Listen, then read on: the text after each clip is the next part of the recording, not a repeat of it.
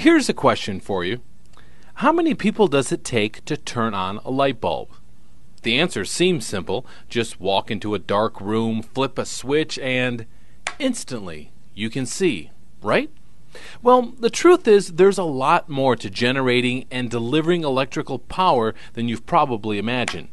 Hi, I'm Lee Patrick Sullivan with Energy Now, and this Energy 101 video explains the system used to generate electricity. And it also explains what it really takes to turn on a light bulb.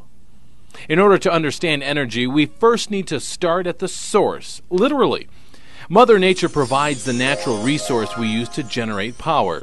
From natural gas to coal, ocean tides to mountain winds, the energy we need to create electricity must first be mined, harnessed, or collected from the earth.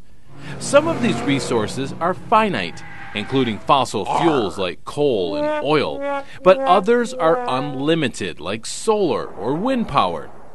But a lump of coal or a strong breeze alone won't create the power that turns on your light. For every energy source, a chemical or mechanical process is required to turn it into usable electricity. Every day, researchers work to find innovative ways to use our limited resources, process raw materials, harness renewables more efficiently, and find entirely new energy sources. Today, the majority of America's electricity comes from thermal power plants. Fuels like coal, natural gas, biomass, and uranium are used to heat water until it produces steam, which powers a turbine and generates electricity. That steam turns propeller-like blades around a rotor inside the turbine. This turning rotor connects to a main shaft which spins magnets with a coil inside a generator. It's the generator inside a turbine that converts mechanical energy into electric energy and creates electricity. Steam is an efficient method of producing electricity because the water can be recycled and reused as it changes back and forth between liquid and gaseous states.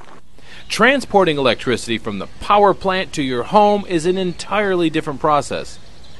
Current technology cannot cost-effectively store large amounts of electricity, so significant challenges exist when it comes to transferring that electricity across long distances. Just enough electricity has to be generated to meet demand at all times and be transmitted through power lines to reach your light switch. Too much or too little power can crash the transmission system and cause a blackout.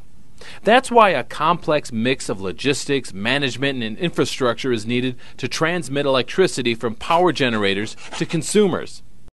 Enter the electricity grid, also known as simply the grid.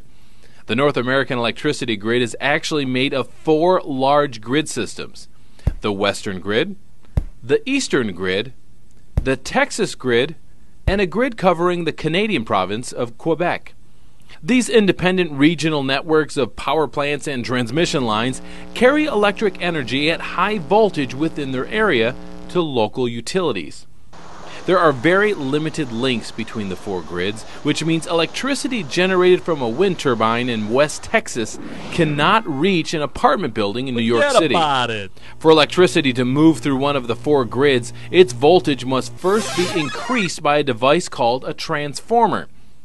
Then the electricity can travel long distances across high-voltage transmission lines. These high-voltage lines are generally strung between giant metal towers.